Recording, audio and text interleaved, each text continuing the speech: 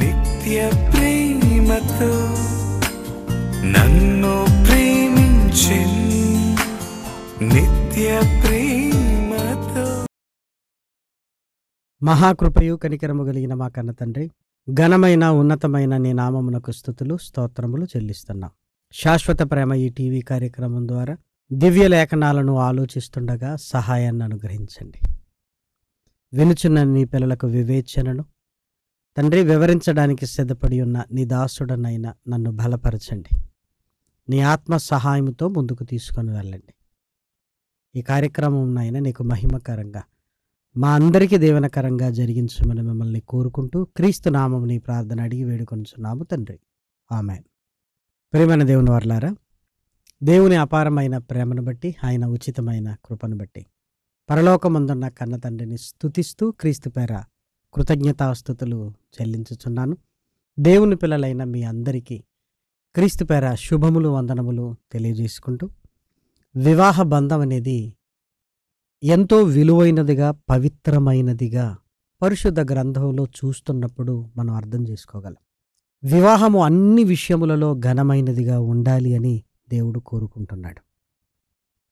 వివాహ విషయంలో పరిశుద్ధ లేఖనాలలోనికి వెళ్ళి మనం ఆలోచించగలిగితే దేవుడే దానిని ప్రారంభించి బలపరిచి స్థిరపరిచినట్లుగా ఆదికాండంలోనే మనం చూడగలం.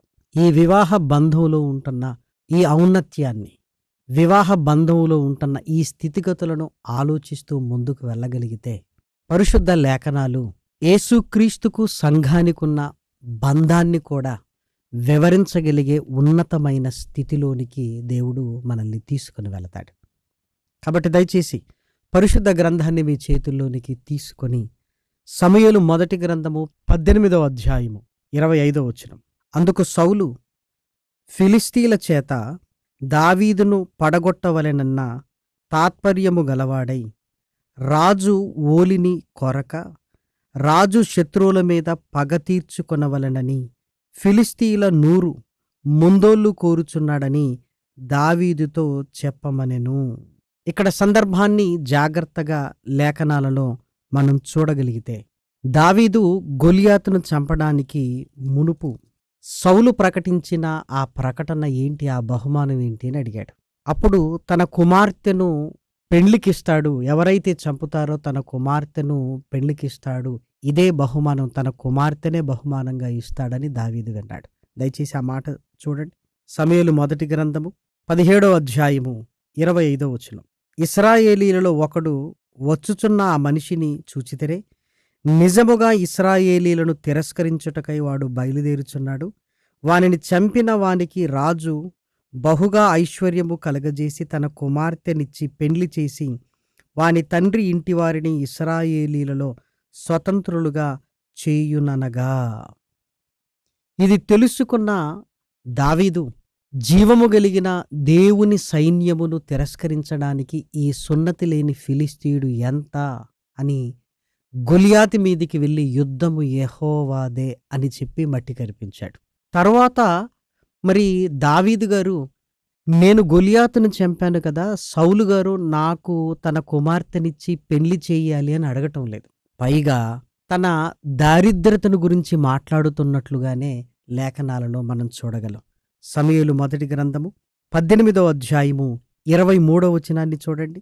సౌలు సేవకులు ఆ మాట విని దావీదుతో సంభాషింపగా, దావీదు, నేను దరిద్రుడనై ఎన్నిక లేనివాడనై ఉండగా రాజునకు అల్లుడగుట స్వల్ప విషయమని మీకు తోచునా?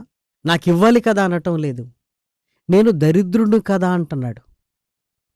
గొలియాతును నేను చంపాను కదా అనటం లేదు, నేను దరిద్రుణ్ణి అని తన దారిద్ర్యతను గురించి ఎందుకు చెప్పుతున్నాడు అంటే, సౌలు ఇవ్వడానికి సిద్ధముగా ఉన్న దావీదు సౌలు కుమార్తెను పొందుకోవడానికి ఓలిని ఇవ్వాలి.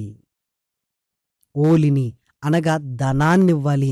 అంత ధనము నా దగ్గర లేదు, సౌలుకు అల్లుడగుట చిన్న విషయమా అంటే అంత ఓలి ఇచ్చి నేను వివాహాన్ని చేసుకోలేను అని తన పేదరికాన్ని గురించి మాట్లాడుతున్నాడు.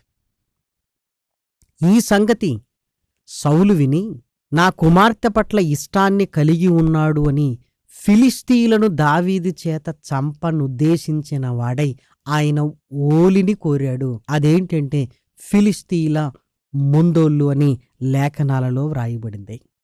ఇప్పుడు జాగ్రత్తగా మనం ఆలోచించగలిగితే వివాహ బంధంలో ఒకప్పుడు అమ్మాయికే అబ్బాయి ఇచ్చి వివాహం చేసుకునే స్థితి ఉంది అన్నట్లుగా లేఖనాలలో మనకు కనపడుతుంది. దానినే ఓలి అన్నారు. ఇంకా మనకు అర్థమయ్యే భాషలో చెప్పాలంటే కన్యాశుల్కం అన్నారు. ఇప్పుడు వరకట్నాలు వరుడికి ఇస్తున్నారు, కానీ ఒకప్పుడు కన్యకిచ్చేవారు కన్యాశుల్కము అని. ఇప్పుడు వరకట్నమా కన్యాశుల్కమా అన్నది మన టాపిక్ కాదు, కానీ ఎందుకంటే అక్కడ జరిగిన దానిని మనం జ్ఞాపకం చేసుకుంటున్నాం. ఇంకా కాస్త లేఖనాలలో మనం ముందుకు వెళ్ళగలిగితే రెబుకా గారి విషయంలో కూడా అబ్రహాము గారి దాసుడు కూడా రెబుకా గారికి సహోదరుడికి తల్లికి ఇచ్చినట్లుగా లేఖనాలలో మనకు కనపడుతుంది. దయచేసి మీరు చూడండి. ఆదికాండము 24వ అధ్యాయము 52వ వచనాన్ని దయచేసి చూడండి. అబ్రహాము సేవకుడు వారి మాటలు విని యెహోవాకు సాష్టాంగ నమస్కారము చేసెను. తరువాత ఆ సేవకుడు వెండి నగలును బంగారు నగలును వస్త్రములను తీసి రెబుకాకు ఇచ్చెను. మరియు అతడు ఆమె సహోదరునికిని తల్లికిని విలువగల వస్తువులు ఇచ్చెను. ఇస్సాకు కొరకు భార్యను తీసుకొని రమ్మని అని ప్రార్థనాపూర్వకంగా అబ్రహాము తన పెద్ద దాసుణ్ణి పంపాడు. ప్రార్థనాపూర్వకంగా బయలుదేరిన ఆ దాసుడు లాబాను గారి దగ్గరికి వచ్చి రెబుకా విషయంలో దేవుని సంకల్పం ఉంది అని ఎప్పుడైతే వారు ఒప్పుకోగానే వెంటనే బంగారమును వెండిని వస్త్రములను విలువైన వాటిని ఇచ్చినట్లుగా మనకు కనపడుతుంది. అంటే ఇస్సాకు జీవితంలోనికి రెబుకా గారు ఎలా వచ్చారంటే ఓలిని ఇచ్చి రెబుకా గారిని తన భార్యగా చేసుకున్నాడు అని ఇక్కడ లేఖనాలు చాలా స్పష్టంగా చెబుతున్నాయి. ఇంకా జాగ్రత్తగా మనం ఆలోచించగలిగితే యాకోబు వివాహ సందర్భంలో కూడా యాకోబు గారు కొలువు చేయటానికి ఇష్టపడుతున్నట్లుగా లేఖనాలు మనకు సెలవిస్తున్నాయి. ఆదికాండము 29వ అధ్యాయము 18వ వచనం. యాకోబు రాహేలును ప్రేమించి నీ చిన్న కుమార్తె అయిన రాహేలు కోసము నీకు 7 సంవత్సరములు కొలువు చేసేదను. 7 సంవత్సరములు కొలువు చేసేదను. ఇక్కడ కొలువు ఎందుకు చేస్తున్నాను అంటే ఓలి అని చెబుతున్నాడు. మనం కూడా అదే అర్థం చేసుకోవాలి. రాహేలును ప్రేమిస్తున్నాడు గనక కొలువు చేయటం కాదు. రాహేలు గారిని పొందుకోవాలి అంటే ఓలి ఇవ్వాలి. యాకోబు గారి దగ్గర డబ్బు లేదు కాబట్టి ఆ డబ్బుకు బదులు నేను 7 సంవత్సరములు నీకు పని చేస్తాను అంటున్నాడు. దీనిని బట్టి జాగ్రత్తగా ఆలోచించగలిగితే దావీదు గారి జీవితంలోనికి సౌలు కుమార్తె వచ్చింది, ఓలిని ఇచ్చి సంపాదించుకున్నాడు. అదేవిధంగా ఇస్సాకు గారి జీవితంలో రెబుకా గారు వచ్చారు, ఓలిని ఇచ్చి సంపాదించుకున్నాడు. అదేవిధంగా యాకోబు గారి జీవితంలో కూడా రాహేలు గారు వచ్చారు, 7 సంవత్సరముల జీతాన్ని ఓలిగా ఇచ్చి సంపాదించుకున్నాడు. అందుకే ఓలి ఇచ్చి సంపాదించుకున్నది నాది అనే హక్కు భర్తకు ఉంటుంది. కాబట్టి దయచేసి మీరు ఆలోచించండి. అప్పుడప్పుడు మనం కూడా అంటాం, వరకట్న విషయాలలో లక్షలు ఇచ్చింది నీ మాట ఎందుకు వింటదిరా అంటుంటాం మనం. అలాగే ఓలి ఇచ్చి తెచ్చుకున్నామే మన సొత్తుగా ఉండి మనకు లోబడి ఉంటుంది. ఇదంతా ఎందుకు ప్రస్తావిస్తున్నామంటే ఇప్పుడు ఓలిని ఇవ్వాలి అని కాదు, అలాని వరకట్నాన్ని సమర్థించడానికి కాదు, ఒక ఆత్మీయమైన విషయాన్ని మనం మాట్లాడుకోవడానికి ప్రేమన దేవుని పిల్లలారా. ఎందుకంటే లేఖనాలలో దాగి ఉన్న లోతైన సంగతులను జాగ్రత్తగా మనం ఆలోచించగలిగితే ప్రేమన వారలారా, సంఘము వధువు అనగా భార్య, పెండ్లి కుమార్తె, యేసుక్రీస్తు వరుడు ప్రేమన దేవుని పిల్లలారా. అలాగైతే పెండ్లి కుమారుడైన యేసుక్రీస్తు వధువైన ఈ సంఘమును సంపాదించుకోవడానికి ఆయన ఏమైనా ఓలినిచ్చాడా? విలువైన వస్తువులను ఏమైనా ఇచ్చాడా? లేదంటే ఊరికే మనల్ని సొంతం చేసుకున్నాడా? దయచేసి మీరు ఆలోచించండి. ఒక దావీదు తన భార్య విషయంలో ప్రాణాలకు తెగించినట్లుగా, అదేవిధంగా యాకోబు గారు తన భార్యను పొందుకునే విషయంలో ప్రేమన దేవుని పిల్లలారా 7 సంవత్సరాలు కొలువు చేసినట్లుగా మనకు కనపడుతున్నప్పుడు, భార్యగా సంఘమును తన దానిగా చేసుకోవడానికి యేసుక్రీస్తు ఏం చేశాడో లేఖనాలలోనికి వెళ్ళి చూడగలిగితే చాలా ఆశ్చర్యకరమైన సంగతులు కనపడతాయి.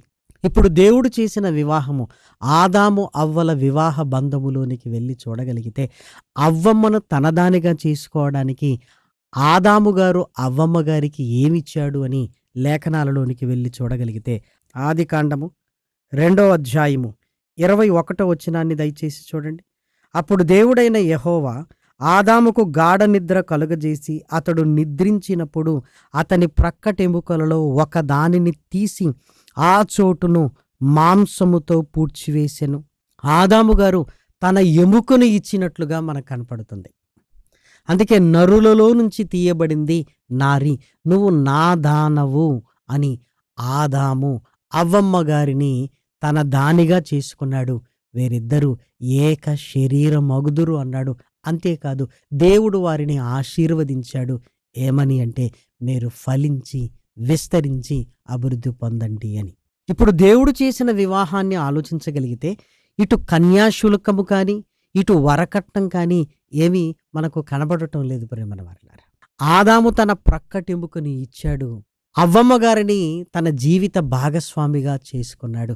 ఇప్పుడు కడపటి ఆదామైన యేసుక్రీస్తు సంఘము కొరకు ఏం చేస్తున్నాడు అని జాగ్రత్తగా ఆలోచించగలిగితే ప్రేమన వారలారా, సంఘమును తన దానిగా చేసుకోవడానికి, నిన్ను నన్ను తన సొత్తుగా చేసుకోవడానికి ఆయన ప్రాణం పెడుతున్నాడు ప్రేమన వారలారా.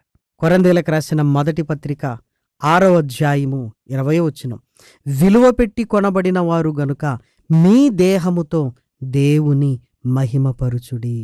మిమ్మల్ని ఆయన తన సొత్తుగా చేసుకున్నాడు, తన దానిగా చేసుకున్నాడు. ఎలా? విలువ పెట్టి కొనబడిన వారు. ఆయన పెట్టిన విలువ ఏంటి అంటే, అమూల్యమైన తన రక్తాన్ని ధారపోశాడు, విలువైన తన ప్రాణాన్ని మన కొరకు ఇచ్చాడు ప్రేమన దేవుని పిల్లలారా. ఎఫెసీయులకు రాసిన పత్రిక 5వ అధ్యాయము 27వ వచనాన్ని దయచేసి చూడండి. క్రీస్తు కూడా సంఘమును ప్రేమించి అది కలంకమైనను ముడతయైనను అట్టిది మరి ఏదైనను లేక పరిశుద్ధమైనదిగాను నిర్దోషమైనదిగాను మహిమగల సంఘముగాను ఆయన తన ఎదుట దానిని నిలవబెట్టుకొనవలనని వాక్యముతో ఉదక స్నానము చేత దానిని పవిత్రపరిచి పరిశుద్ధపరచుటకై దాని కొరకు తన్ను తాను అప్పగించుకొనెను. ఈ మాటను చూడండి. యేసుక్రీస్తు మన కొరకు తన ప్రాణాన్ని అప్పగించి విలువైన తన రక్తాన్ని పెట్టుబడిగా పెట్టి మనల్ని కొన్నాడు ప్రేమన దేవుని పిల్లలారా. యేసుక్రీస్తు రక్తంలో కడగబడటం అంటే అది చిన్న విషయమా? చాలామంది బాప్తిస్మాన్ని చాలా తేలికగా తీసుకుంటారు, కానీ అది ఆచార సంబంధమైనది కాదు, ఆధ్యాత్మిక సంబంధమైనది. ఆయన మరణ సమాధి పునరుత్థానములో సాదృశ్యము ప్రేమన దేవుని పిల్లలారా. ఈరోజు రక్షణ, పాప విమోచన ఏదో మాటలను బట్టి వచ్చింది కాదు ప్రియమైన వారలారా. మనలందరినీ తన దానిగా లేదా తన వారినిగా తన సొత్తుగా చేసుకోవడానికి యేసుక్రీస్తు ప్రాణాన్నిచ్చాడు. ఇప్పుడు దయచేసి మీరు ఆలోచించండి. యేసుక్రీస్తు భర్త, సంఘము భార్య ప్రియమైన దేవుని పిల్లలారా. అందుకే పౌలు గారు మాట్లాడిన చక్కటి మాటను చూడగలిగితే, కొరింథీయులకు రాసిన 2వ పత్రిక 11వ అధ్యాయము 2వ వచనం, దేవాసక్తితో మీ ఎడల ఆసక్తి కలిగి ఉన్నాను, ఎందుకనగా పవిత్రురాలైన కన్యకనుగా ఒక్కడే పురుషునికి అనగా క్రీస్తునకు సమర్పింపవలనని మిమ్మును ప్రదానము చేసి తిని. మిమ్మల్ని ప్రదానము చేసి తిని. ఎలా? ఆయన ఏమిచ్చాడో తెలుసా? తన ప్రాణాన్ని, తన విలువైన రక్తాన్ని మీ కొరకు ధారపోశాడు. మిమ్మల్ని ప్రదానము చేసుకున్నాడు. అంటే మనము ఎవరి వారమంటే దేవుని సొత్తైన ప్రజలము, దేవుని వారము. భార్యాభర్తల బంధంలో భార్య భర్తకు విలువనివ్వాలి, భర్తకు లోబడాలి. ఇదంతా మనకు తెలుసు కదా. ప్రతి ఇంటికి యజమానుడు పురుషుడే కదా. ప్రతి స్త్రీకి తల పురుషుడే కదా. అలాగైతే సంఘము వధువుగా స్త్రీగా ఉన్నప్పుడు సంఘానికి శిరస్సు యేసుక్రీస్తు, ఆయన భర్త, ఆయన యజమానుడు. అనగా సంఘమైన మనము ఒక భార్య భర్తకు ఎలా సేవ చేస్తుందో సంఘము యేసుక్రీస్తు కొరకు సేవ చేయగలిగిన బాధ్యత కలిగింది. ప్రేమన దేవుని పిల్లలారా, దయచేసి మీరు ఆలోచించండి. ఆదాము ప్రక్కటెముకనిస్తే యేసుక్రీస్తు ప్రాణాన్నే ఇచ్చాడు. ప్రేమన వారలారా, ప్రాణాన్నే ఇచ్చాడు. ఎంత విలువ పెట్టి నిన్ను నన్ను కొన్నాడో ఒక్కసారి ఆలోచించండి.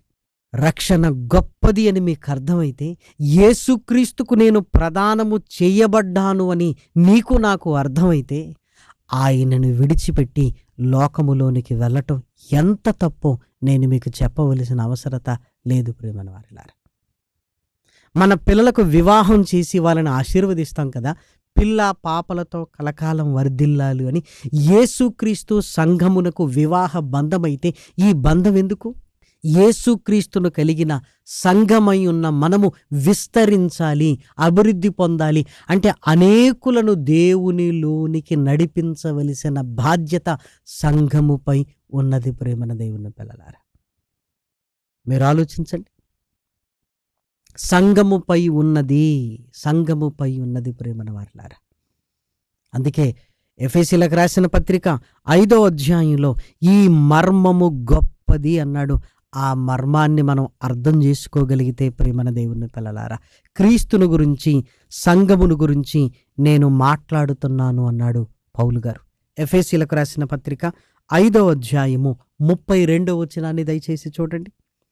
ఈ మర్మము గొప్పది, అయితే నేను క్రీస్తును గూర్చియు సంఘమును గూర్చియు చెప్పుచున్నాను. భార్యాభర్తలకు దీనిని మనం ఆపాదిస్తున్నాం, ఓకే, కానీ నేను పర్టికులర్గా ప్రత్యేకంగా క్రీస్తును గురించి సంఘమును గురించి మాట్లాడుతున్నాను అన్నాడు. పై వచనాన్ని కూడా చూడండి. ఈ హేతువు చేత పురుషుడు తన తండ్రిని తల్లిని విడిచి తన భార్యను హత్తుకొనును, వారిద్దరూ ఏక శరీరమగుదురు. ఈ మర్మము గొప్పది, ఏక శరీరమగుదురు అని చెప్పి ఈ మర్మము గొప్పది అని చెబుతూ, ఇది భార్యాభర్తల గురించి మాత్రం కాదు, నేను క్రీస్తును గురించి సంఘమును గురించి చెబుతున్నానంటే దాని అర్థం ఏంటి? వధువు సంఘమైన మనము మన భర్త అయిన యేసుక్రీస్తుతో ఏక ఆత్మ కలిగిన వారుగా ఉండాలి. వివాహ బంధంలో ఏక శరీరము, కానీ క్రీస్తుతో కూడిన ఈ బంధములో ఏకాత్మ కలిగిన వారుగా ఉండాలి. ప్రేమన వారలారా, దయచేసి చూడండి. కొరింథీయులకు రాసిన మొదటి పత్రిక 6వ అధ్యాయము 17వ వచనం. అటువలే ప్రభువుతో కలిసి కొనువాడు ఆయనతో ఏకాత్మయ్యున్నాడు. భార్యాభర్తల బంధంలో ఏక శరీరం అన్నాడు, ఈ బంధంలో ఏక ఆత్మయ్యి ఉన్నాడు అన్నాడు. ఈ మర్మము గొప్పదని ఎందుకు అంటున్నాడో తెలుసా?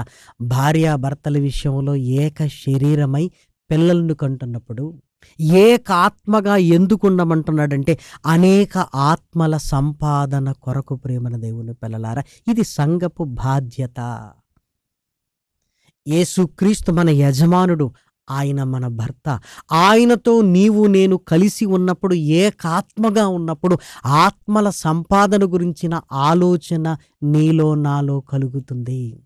అసలు సంఘానికి ఆత్మల సంపాదన మీద లేదు అంటే నువ్వు ప్రభుతో కలుసుకుంటున్నావా? ఏకాత్మగా నువ్వు ఉన్నావా? పదవులు, డబ్బు, ఆడంబరాలు, ఉత్సవాలు ఇవేనా? మీరు ఆలోచించండి. సంఘపు బాధ్యత ఏంటంటే దేవుని పిల్లల విస్తరణ కొరకు పాటుపడాలి. లోకాన్ని విస్తరించడానికి భార్యాభర్తల బంధం అయితే, దేవుని పిల్లల విస్తరణ కొరకు దేవుడు ఇదిగో యేసు క్రీస్తును భర్తగా సంఘమును భార్యగా పెట్టాడు. ఈ మర్మము గొప్పది అంటున్నాడు. అయితే ఇది క్రీస్తును గురించి సంఘమును గురించి నేను మాట్లాడుతున్నాను అన్నాడు. ప్రేమన వారిలారా, దయచేసి లేఖన సత్యాలను గుర్తించగలిగితే వివాహ బంధంలో పిల్లలు కలగకపోతే ఎంత తల్లడిల్లుతాం. అలాగైతే సంఘము ఆత్మల సంపాదన కొరకు లేకపోతే నిజంగా మనం ఎంత తల్లడిల్లాలి, ఎంత తల్లడిల్లాలి ఒక్కసారి మీరు ఆలోచించండి. నశించిపోతున్న ఆత్మలు కళ్ళ ముందు కనపడుతున్నాయి. ప్రమాదాలకు గురైన వీడియోలు వచ్చినప్పుడు అయ్యో అని బాధపడుతున్నప్పుడు నీ కళ్ళ ముందున్న వారు పాపముతో నరకానికి వెళుతున్నారంటే ఆ బాధను నువ్వు ఒక్కసారి ఆలోచించు. వాడు నరకానికి వెళ్ళిపోతున్నాడు అన్నప్పుడు వాడికి సువార్తను ప్రకటించి దేవుళ్ళలోనికి తీసుకొని రావాలన్న ఆవేదన మనలో ఉంటుంది. ప్రేమన దేవుని పిల్లలారా, దయచేసి విలువ పెట్టి కొనబడిన వారు మనము. మనల్ని ప్రదానము చేశాడు ఒక్కడే పురుషునికి అని, ఒక్కడే అని నొక్కి చెబుతున్నాడు ప్రేమన వారలారా. ఎందుకంటే ఆ పురుషుణ్ణి విడిచిపెట్టి, అనగా క్రీస్తుని విడిచిపెట్టి లోకాన్ని హత్తుకుంటున్నాం, దుష్టుణ్ణి హత్తుకుంటున్నామంటే ఏమండి, మనం తీసుకుంటున్న బాప్తిస్మానికి ఏదైనా అర్థం ఉందా? వాళ్ళని ఏమంటారు లోకంలోనైతే? విశ్వాసఘాతకురాలు అంటారు ప్రేమన వారలారా.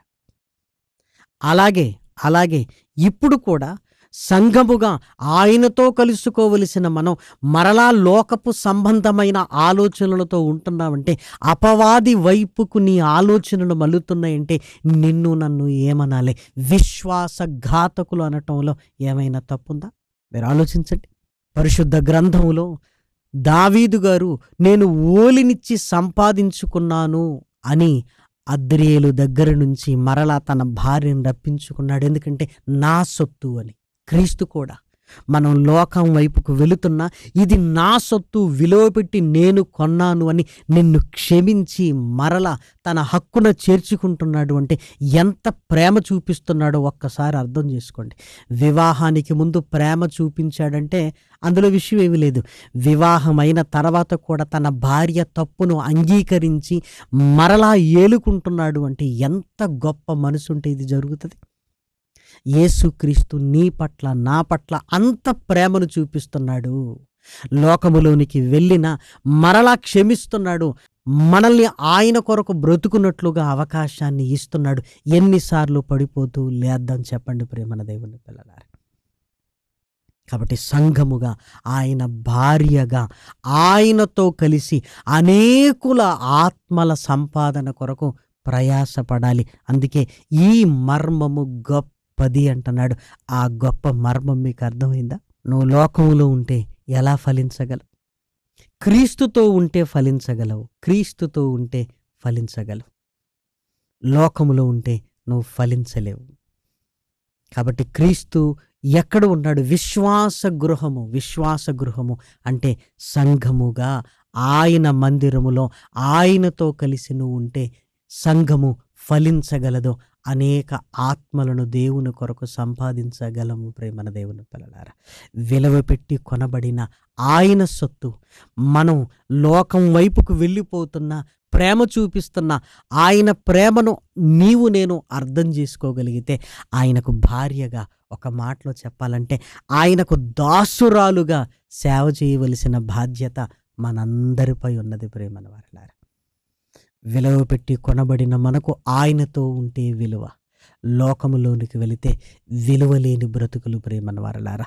అలాంటి జీవితాలు మనకొద్దే వద్దు.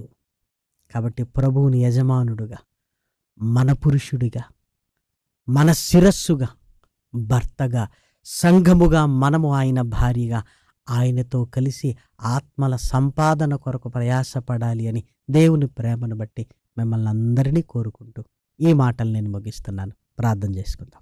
మహాకృపయు కనికరము కలిగిన మా కన్న తండ్రి, ఘనమైన ఉన్నతమైన నీ నామమునకు స్తుతులు స్తోత్రములు చెల్లిస్తున్నా. విలువైన నీ మాటలతోనైనా మమ్మల్ని హెచ్చరించారు తండ్రి, మమ్మల్ని బలపరిచారు, మా స్థితిని తెలియజేస్తున్నారు నాయన. నీ ప్రేమను మరొక్కసారి నాయన మా కళ్ళ ముందు పెట్టారు. పడిపోతున్న మమ్మల్ని లేవనెత్తి నాయన మరలా నాయన నిలవబెట్టడానికి మీరు చేస్తున్న ప్రయత్నాలకై నాయన మా హృదయపూర్వకంగా కృతజ్ఞతాస్తుతులు చెల్లిస్తున్నా. ప్రభుతో కలిసి నాయన నీ పనిలో తండ్రి ముందుకు వెళ్ళగలిగే భాగ్యాన్ని మాకు అనుగ్రహించండి తండ్రి. శాశ్వత ప్రేమ టీవీ కార్యక్రమాలు అనేకులకు దీవెనకరంగా మలచండి. దీని కొరకు సహాయ సహకారాలు అందిస్తున్న నీ పిల్లల కష్టాలలోనూ కన్నీళ్లలోనూ నాయన వారి కష్టార్జితమును ఆశీర్వదించి నాయన మేలులతో నింపండి. నిన్ను ప్రేమించి చేస్తున్న నీ పిల్లలకు సమస్తమును సమకూడి జరిగించండి. ప్రార్థనా సహాయాన్ని కోరిన నీ పిల్లలను కూడా నాయన కృపతో బలపరిచి ముందుకు తీసుకుని వెళ్ళమని మిమ్మల్ని కోరుకుంటూ ఘనత మహిమ ప్రభావములైన మీకే ఆరోపిస్తూ క్రీస్తు నామం నీ ప్రార్థన అడిగి వేడుకొనుచున్నాము తండ్రి. ఆమెన్. పరమ తండ్రి అయిన దేవుని ప్రేమయు, కుమారుడైన యేసు క్రీస్తు కృపయు, పరిశుద్ధాత్మ యొక్క అన్యోన్యమైన సహవాసము ఇప్పుడును ఎల్లప్పుడూ సదాకాలం మనందరికీ తోడయుండును గాక. ఆమెన్. ప్రేమకు సాటి వేరెవ్వరు, నీ ప్రేమకు సాటి వేరెవ్వరు, ప్రేమకు సాటి వేరెవ్వరు, నీ ప్రేమకు సాటి వేరెవ్వరు. ప్రేమా స్వరూపి నా యేసయ్యా.